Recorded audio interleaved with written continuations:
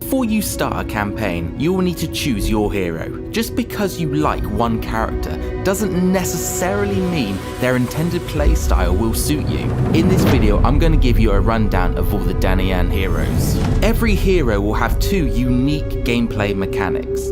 To get the best out of your chosen hero, it will be important to understand how and when you can use these mechanics. We start with one of the most famous names in history, Achilles, warlord of the Myrmidons. Achilles strives to be the best warrior the world has ever known.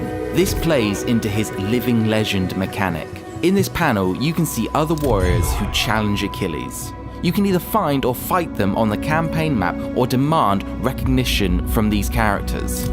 One of three things will happen based on a few variables, like your relationship, Achilles' rank, and target's rank. They will either step down and acknowledge you as better than them, they will challenge you to a friendly duel, or they will refuse.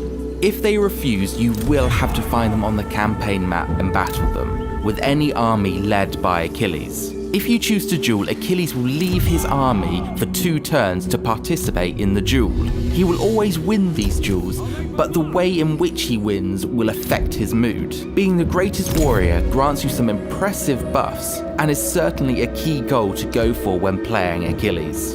Achilles is governed by his emotions, and depending on what emotion is stronger will change his gameplay. His changing mood can have both positive and negative attributes to his governance and populace. Overall happiness, production, and favour of the gods are just a few things that can be affected in both positive and negative ways. Learn his moods so they can benefit you during your campaign. Achilles is an aggressive, war-focused hero with strong elite troops in the Myrmidons.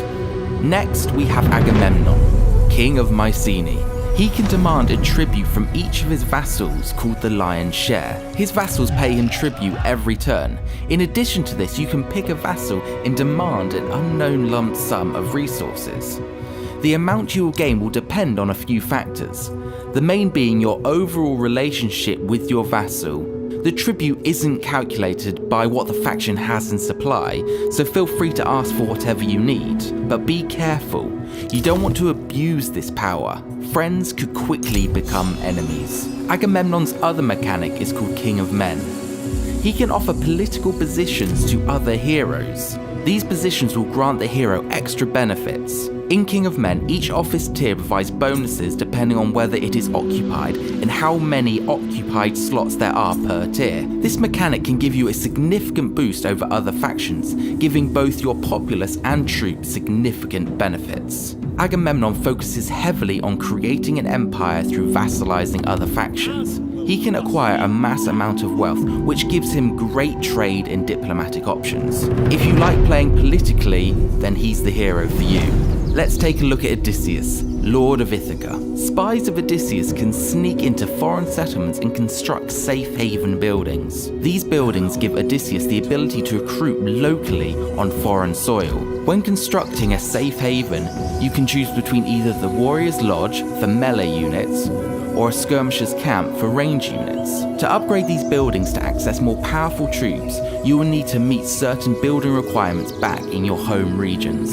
Odysseus' other mechanic is coastal mastery. All his buildings become available in coastal settlements, making them incredibly important and valuable to Odysseus. But in settlements that are landlocked, you will only be able to access the main settlement building. If you like playing a sneaky, maybe slightly treacherous character, then Odysseus may be for you. Being able to locally recruit in an ally or enemy faction is a powerful thing, saving you time and money, which keeps your campaign moving. And lastly, Menelaus, king of Sparta. His first mechanic is call to arms. If you have a defensive or military alliance with another faction, you can recruit any unit from their available roster. You can do this in any friendly or hostile region on the map, but they do take a little longer to recruit, so you need to weigh up the pros and cons if you are out on a campaign. Next, he has the ability to make Spartan colonies. This allows you to occupy raised settlements within your line of sight without having to send an army. It costs resources, and the further away the raised settlement, the more resources it will cost. Menelas is a good hybrid character and may be one of the best if you're completely new to Total War. You can play very politically with him, and he's able to expand at a good rate, but with the call to arms he can gain access to many troops in the game, making him dangerous on the battlefield. In the next video we're going to be looking at the Trojan heroes and what they have to offer.